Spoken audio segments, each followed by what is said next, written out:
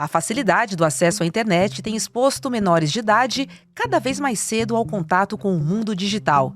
Jogos, desafios, conteúdos impróprios e interação com desconhecidos põem em risco crianças e adolescentes, muitas vezes longe da vigilância dos pais.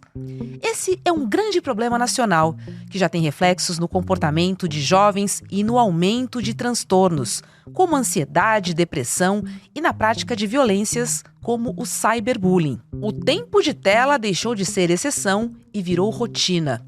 Os pais admitem o problema, mas nem sempre sabem como proteger seus filhos e evitar os riscos. As ferramentas existem, mas não funcionam ou não são tão acessíveis. E o Estado chega tarde demais em território dominado por algoritmos. É nesse contexto que surge o chamado ECA Digital, uma tentativa de colocar regra onde hoje impera uma terra de ninguém. É impedir que a infância continue sendo tratada como mero conteúdo digital.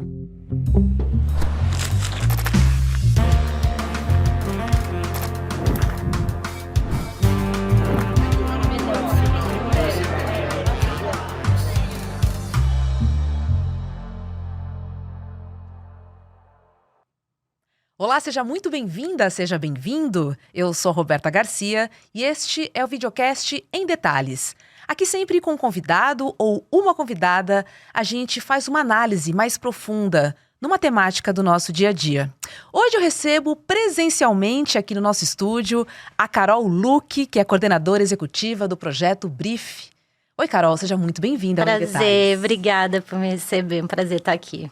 Ô Carol, o Estatuto da Criança e do Adolescente Digital, ele hoje está no centro do debate público e também legislativo.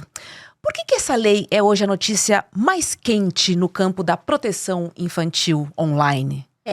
Bom, o ECA Digital, né, ele é uma atualização do Estatuto da Criança e do Adolescente adaptada para o contexto digital, né? O Estatuto da Criança e do Adolescente é um conjunto de leis de 1990, então a gente não tinha ainda uma legislação que versasse sobre a proteção de crianças e adolescentes no ambiente digital. Então, essa atualização do Estatuto da Criança e do Adolescente, pensando nisso, vem para trazer uma série de obrigações e leis para as plataformas e para que exista esse tipo de proteção infantil, que hoje, enfim, a gente diz que é mais perigoso uma criança tá dentro de casa, dentro do quarto, no celular, do que uma criança brincando na rua. Os tipos de coisas que elas estão expostas, né? Então, justamente para isso, para, enfim, garantir a proteção dessas crianças e adolescentes nas redes sociais e na internet no geral. O que o ECA Digital traz de novo?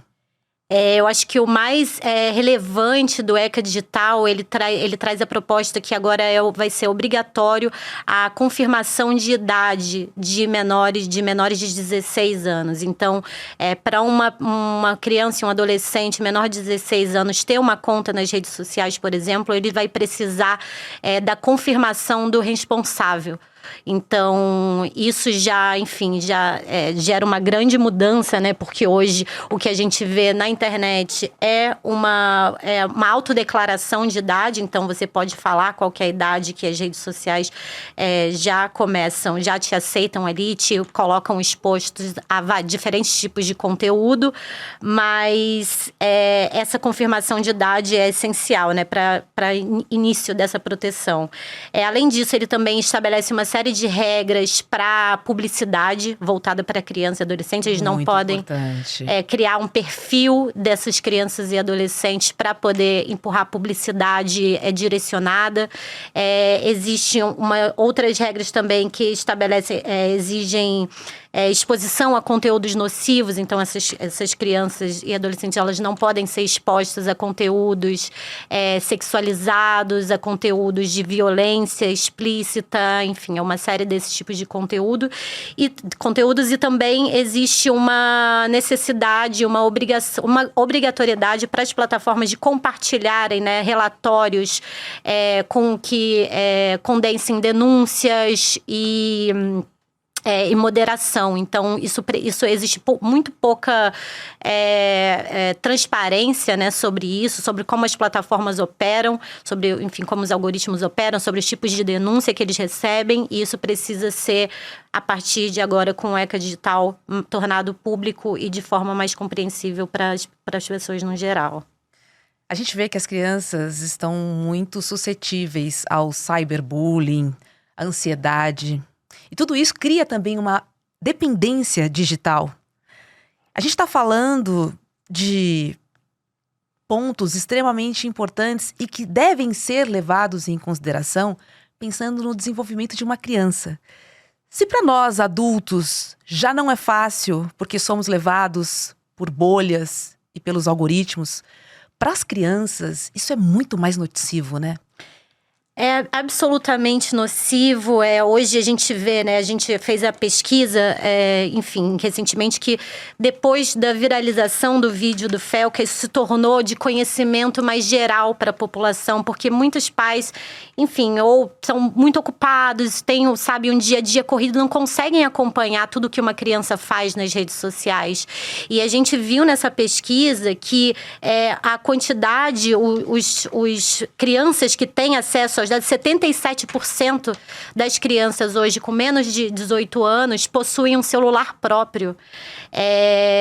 Entre eles, 1 em cada 4 passa mais do que 5 horas por dia conectado. Então, esse tempo, o que essa criança está fazendo? O pai e uma mãe não conseguem acompanhar tudo que a criança está fazendo. E a gente viu também que nessa pesquisa que a gente realizou no Projeto Brief, que 46% dos pais relataram que os filhos sofrem algum tipo de problema associado ao uso excessivo de redes sociais, como ansiedade, dificuldade de foco, irritabilidade. Então, isso já vem crescendo, né? O aumento de casos que são recorrentes por conta do uso excessivo de redes sociais. Então, muito importante a gente falar sobre isso e a gente entender, né, os riscos, porque hoje um celular, ele funciona quase como uma babá, né, uma ajuda ali. A mãe e o pai, ela tá ocupado com as tarefas diárias, as coisas da casa, o trabalho,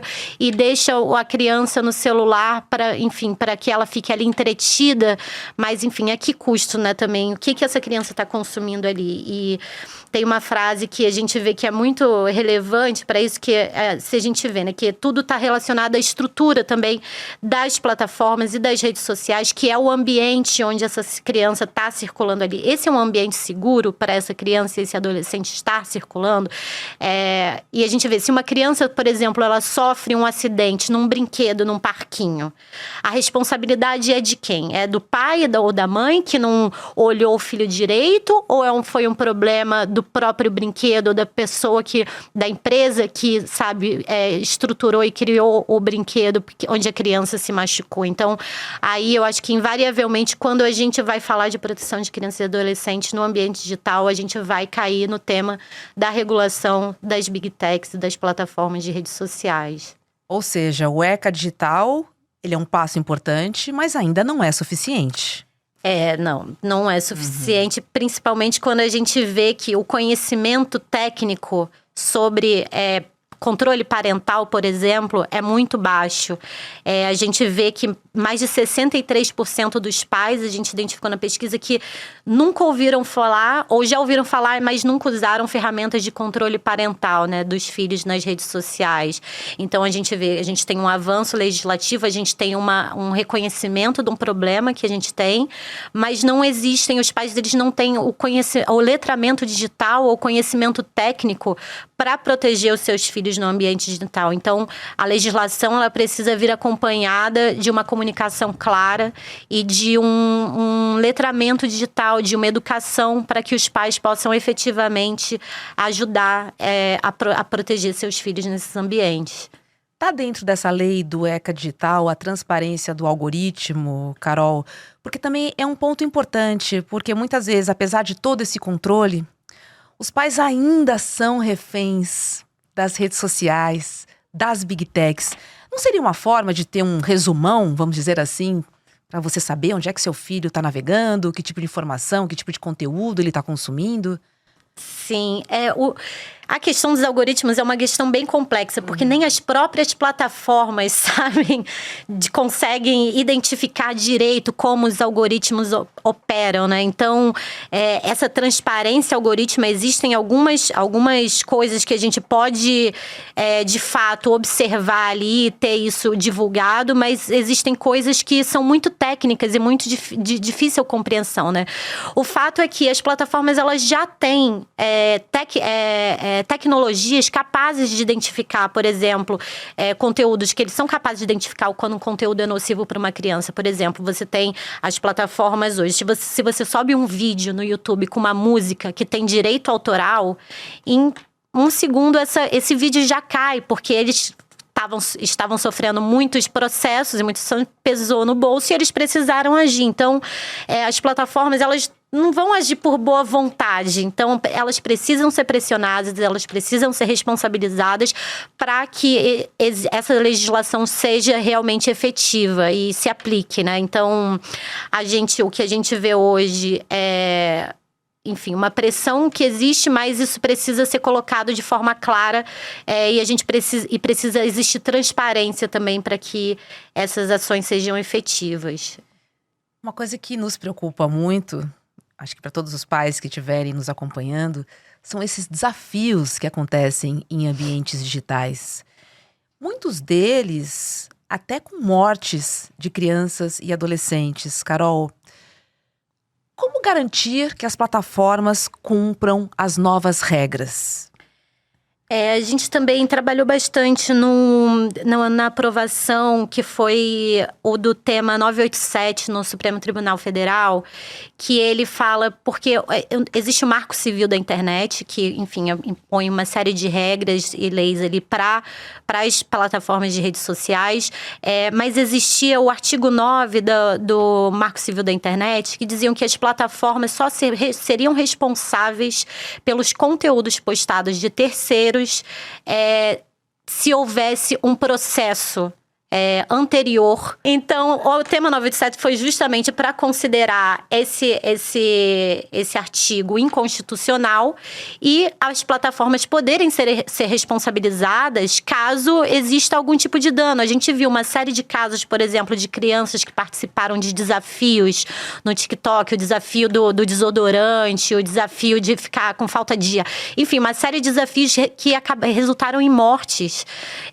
E esses desafios continuavam rodando nas plataformas, mesmo depois da divulgação desses casos. Então, é muito sério o que está acontecendo.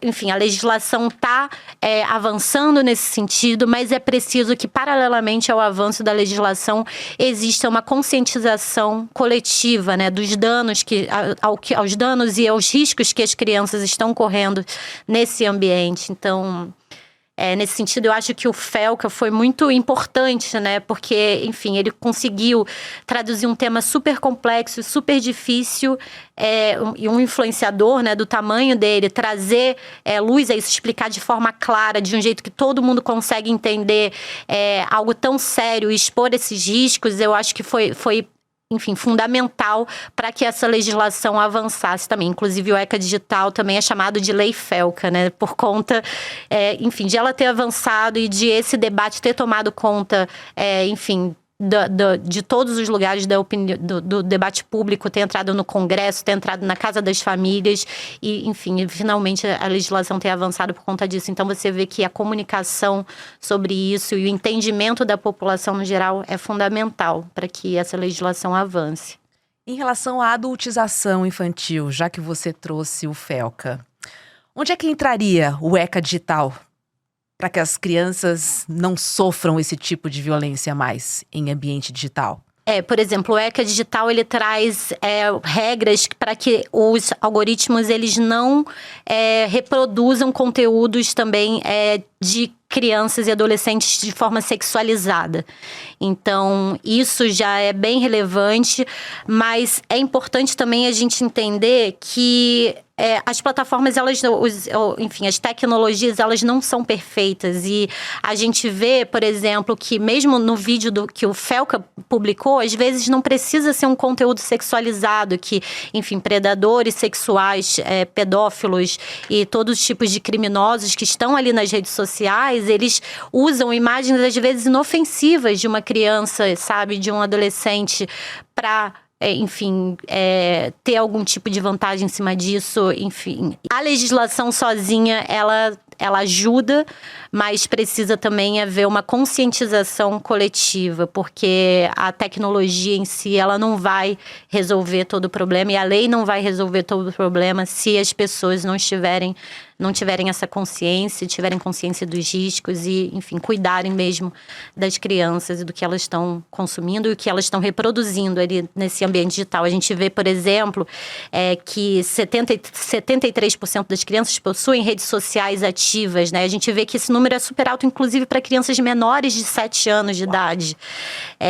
A gente vê que 35% dessas crianças que a gente viu postam conteúdos sem nenhum tipo de supervisão do pai ou da mãe. Então, às vezes você está ali hoje em dia e qualquer pessoa consegue te acionar, principalmente nesses jogos tipo Free Fire, Roblox, que é muito usado por crianças bem novas e que hoje em dia qualquer pessoa... Agora essa legislação está mudando e não é mais permitido, não está sendo mais permitido, por exemplo, estranhos entrarem em contato, mas isso até recente era permitido. Então, precisa haver essa discussão para que essas coisas mudem, né? Agora, a legislação e a experiência internacional, ela nos mostra países que são mais duros em relação à proteção das crianças, né? Posso falar de União Europeia, Reino Unido e também partes dos Estados Unidos. Onde é que está o Brasil comparado às melhores práticas globais? A gente viu um assunto que gerou uma lei, né, que gerou muito assunto nos últimos dias, foi a Austrália ter proibido também redes sociais para menores de 16 anos. O ECA Digital ele não chega a esse ponto, que foi inclusive muito elogiado. Eu acho que deveria. Mas a gente tem uma legislação aqui, por exemplo, que proíbe o uso de celulares, né, nas escolas, né, desde fevereiro desse ano, que já é um super avanço. Né? Então, a gente tem... Mas a Europa, nesse sentido, ela está muito mais evoluída, né? Eles têm, né, a lei geral de proteção de dados, as leis europeias para o ambiente digital, elas são bem robustas e bem evoluídas. Aqui, eu acho que a gente está no meio do caminho. Então, a gente ainda não chegou lá, mas eu acho que está existindo essa conscientização, dado o fato de que o Brasil, a gente tem mais celular do que pessoas no Brasil. A gente tem um tempo de tela, um dos mais altos do mundo. Qual é o nosso tempo de tela? Em média, eu posso estar enganada, tá? Mas em média são mais de entre 5 e 8 horas diárias. Então, é uma grande parte da nossa vida. Então, e essa discussão, enfim, o Brasil é muito conectado, o Brasil ama rede social, ama internet, a gente é o maior produtor de memes do mundo, mundialmente reconhecidos. Então, isso está muito, muito perto da gente, né? Faz muito parte do nosso dia a dia. Então, acho que por conta disso também, essas discussões estão evoluindo com uma certa rapidez aqui, porque a gente, da mesma forma como a gente reconhece, enfim, os benefícios e a conexão, a gente também começa a ver os danos e os riscos que esse consumo exacerbado acaba provocando. O ECA Digital também está olhando para a Deep Web, para a Dark Web, porque são nesses ambientes em que o ódio se manifesta, né? Os discursos mais violentos e as propostas também que engajam muitas crianças e adolescentes, principalmente nas escolas. Sim. O ECA Digital, ele não necessariamente ele tá olhando para a Deep Web, porque o que acontece na Deep Web é justamente um mascaramento da identidade. Então, você não consegue, a princípio, identificar quem é que está ali nesse ambiente. Enfim, existe esse mascaramento. Mas eu discordo que no lugar que hoje a Deep Web é um lugar onde você encontra os discursos mais violentos. Por exemplo, a gente viu que uma série de atentados em escolas aqui no Brasil mesmo foram orquestrados pelo Twitter. E sem nenhum tipo de controle da plataforma. Um estudante postou lá no Twitter, as pessoas comentando e louvando, e isso de fato aconteceu sem que a plataforma tivesse nenhum tipo de interferência ou tivesse bloqueado o alcance dessa postagem, nem nada disso. Outra plataforma, por exemplo, é o Discord, que é uma plataforma que funciona ali como um servidor que é muito usado para games, né, para as pessoas fazerem streaming de games, e tem grupos de discussão. E eu realizei uma pesquisa no Discord e eu fiquei em absoluto choque com as coisas absolutamente violentas e tristes que eu vi ali naquele ambiente, sabe? Então, enfim, coisas, automutilação, pedofilia. Então, isso tudo presente ali numa plataforma que é acessível para crianças e adolescentes sem nenhum tipo de controle. Então, hoje eu não acho que o perigo está por todos os lados, não só na Deep Web. Então, eu acho que um primeiro passo, eu acho que essa questão do ECA Digital de confirmação de idade vai ajudar nesse sentido, mas, enfim, existem muitas evoluções ainda que precisam ser feitas para que, enfim, nunca vai ser um ambiente perfeito, como nada da vida mas que a gente consiga criar mais leis para que seja o menos danoso possível. Agora, é importante ter a lei, e mais importante ainda é a fiscalização. O Brasil está estruturado para implementar e fazer valer o ECA Digital, Carol? Sim, eu acho que a lei hoje ela vai ser, enfim, fiscalizada pela ANPD, que é a Agência Nacional de Proteção de Dados. Então, isso vai começar a operar a partir do ano que vem.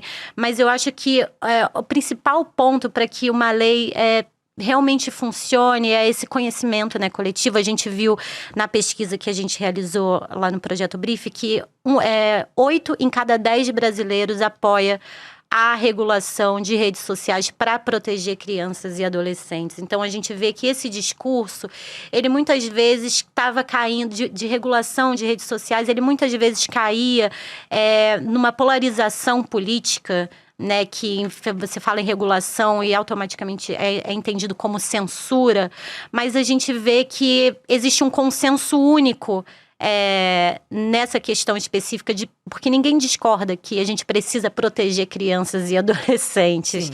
Então, eu acho que isso é fundamental também para que essa lei ela consiga ser implementada e ela avance. Os riscos estão aí, estão bem claros, eu acho que cada vez mais claros para os pais e responsáveis. Então, e é importante que a gente esteja consciente do que está sendo proposto, que exista uma comunicação que esclareça para as pessoas, né, de forma clara o que muda, como que muda, o que eles podem fazer, mas principalmente que esses pais tenham ferramentas, né, e tenham conhecimento para proteger as crianças, porque, como eu falei, não adianta só a lei estar ali bonitinha no papel, é preciso que isso seja traduzido, né, em ações efetivas e em conhecimento da população no geral. Até que ponto os pais podem ficar mais tranquilos com o ECA Digital? Só para a gente finalizar. Eu acho que, principalmente, acho que, como eu falei, hoje em dia é mais perigoso uma criança em casa, no celular, do que na rua, brincando com os amiguinhos. Então, hoje uma criança ela consegue acessar qualquer conta, criar uma conta afirmando que tem qualquer idade nas redes sociais, acessar todo tipo de conteúdo sem nenhum controle. Eu acho que nesse sentido, com a necessidade de autorização dos pais, com a confirmação de idade, com esses relatórios de transparência, né, por parte das plataformas, com a proibição dos anúncios, né, direcionados para crianças e adolescentes, eu acho que, enfim, a gente não tem uma solução completa, mas certamente os pais podem dormir um pouco mais tranquilos, sabendo, né, que existe algum tipo de controle para que essas crianças não acessem esses conteúdos nocivos nas redes sociais e não sejam automaticamente expostas a coisas que podem gerar danos para elas, né? No mundo ideal, qual seria a idade sugerida para que as crianças possam ter suas contas em redes sociais, possam ter um celular e possam navegar pela internet? Mundo ideal. Não, eu acredito que seria depois dos 18. Na verdade, eu não sei nem dizer. Acho que vários adultos, inclusive, Podem acessar a internet. não poderiam. Ou pelo menos deveria existir um limite de tempo, porque eu acho que, enfim, os efeitos são muito claros, né? Enfim, os efeitos são claros nos adultos, né? A gente vê nosso aumento de dificuldade de foco, ansiedade, depressão. Imagina, para uma menina de 13 a 15 anos estar ali consumindo redes sociais, né, se comparando o tempo inteiro com da beleza. A cultura. E assim, essa coisa que coloca também as meninas muito cedo na própria questão da adultização, que geram um avanço muito precoce, né, dessas crianças e desses adolescentes. Então, é um ambiente que é um ambiente super complexo, assim, que muitas pessoas, enfim, a maioria das pessoas não está mentalmente, psicologicamente preparada para poder lidar com tudo que está ali. Então, é um assunto que para mim é muito complexo, principalmente pela questão da publicidade, pelos algoritmos, pela câmara de eco que aquilo produz, que só vai te trazendo coisas mais com as quais você concorda, não te coloca para se confrontar, né, com ideias opostas, com outras visões de mundo. Isso vai gerando pessoas cada vez mais fechadas também. Hoje em dia a gente tem um problema muito sério entre crianças e adolescentes, né, que as crianças elas não estão cada vez mais fechadas, cada vez mais isoladas, passam cada vez mais tempo no celular, não conseguem interagir muito com amiguinhos na escola, fica todo mundo no celular. Então, é complicado. Eu não sei, na minha ideia seria acima dos 18 e olhe lá. Mas eu acho que existe enfim, é fundamental falar de regulação, porque a partir da regulação a gente controla a publicidade que é direcionada para essas pessoas, a gente controla o que tipo de conteúdo, né, os algoritmos estão entregando ali para a gente. Então, enfim, acredito que nesse sentido é muito importante a gente trazer essa necessidade, né, de a gente estar conectado com o mundo real também, além de ficar ali preso no nosso celular e, enfim, consumindo coisas que são o que as plataformas querem decidir, o que a gente está vendo, o que não está, né? É verdade. Sejam todos bem-vindos à vida real. É muito mais divertido e gostoso. Carol Luque, muito obrigada pelo papo aqui no Em Detalhes de hoje. Obrigada a você. Prazer estar com você. Prazer falar sobre isso. O Em Detalhes de hoje fica por aqui. Para você que nos acompanha pelo YouTube, agora é hora de CL Mercado e Investimentos e na sequência tem Rolê CL. Muito obrigada pela sua companhia e a gente se encontra aqui na programação. Tchau, tchau. Olá, turma! As inscrições para a pós-graduação Repensando o Brasil, turma de 2026, estão abertas. E como a gente sempre faz, a gente separa um número de vagas limitado com uma condição muito especial. Essas vagas estão acabando, já entrou muita gente na pós. Vale lembrar que essa pós aconteceu em 2025 e foi um sucesso estrondoso, 5.000 pessoas inscritas na pós. E assim, o número de elogios e de mensagens que a gente recebeu ao longo de todo o ano é inimaginável. A gente está muito feliz, por isso a gente resolveu lançar essa turma de 2026 e com muitas novidades. O professor João César Castro Rocha, por exemplo, é nosso novo professor. E se junta a Ladislau Dalbor, Marilena Chauí, a Gessé Souza, aquele time todo de primeira que vocês conhecem que essa pós tem. Então aproveita essas condições especiais que a gente tem para as primeiras pessoas que se inscrevem e vão embora fazer história com mais essa turma de uma pós que está fazendo a diferença no nosso país. Um abraço! Você sabia que todos os nossos programas estão no Spotify? A notícia não pode parar e agora você pode acompanhar todos os nossos programas onde e quando quiser. Siga nossos canais no Spotify e tenha acesso ao Chico Pinheiro Entrevista, Desperta ICL, Rolê e muito mais. ICL no Spotify. Informação que te acompanha.